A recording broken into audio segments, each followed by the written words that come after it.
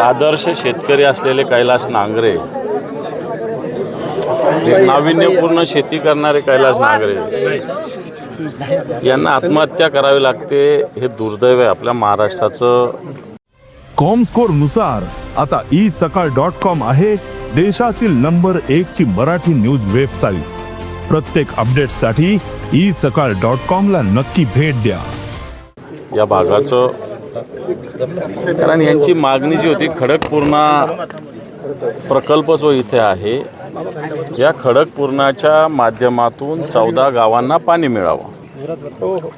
आता याच्यात नियम कायदे मलाही माहिती आहे, परंतु त्यांनी काय खडकपूर्णाचं धरणाचं पाणी कोणासाठी राखीव असेल, हे राखीव पाणी मागितलेलंच नाही आहे।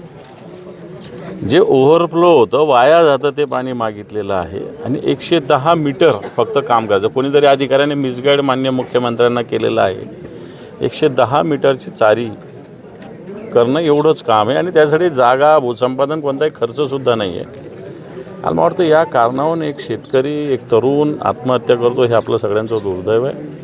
निश्चित परिवार, मुलं आहेत, छोटे छोटे मुलं आहेत, हुशार मुलं आहे, परिवार आहे, वडील आहे, पत्नी आहे, या सगळ्यावर जो दुःख पडलं, मला असं वाटतं दुःख तर कोणी कोणाचं वाटून घेऊ शकत नाही। परंतु एक भेट देण्यासाठी आम्ही शिवसेना पक्षाच्या वतीनं माननीय उद्धवजी ठाकरे साहेबांच्या आदेशाने आज आलेलो।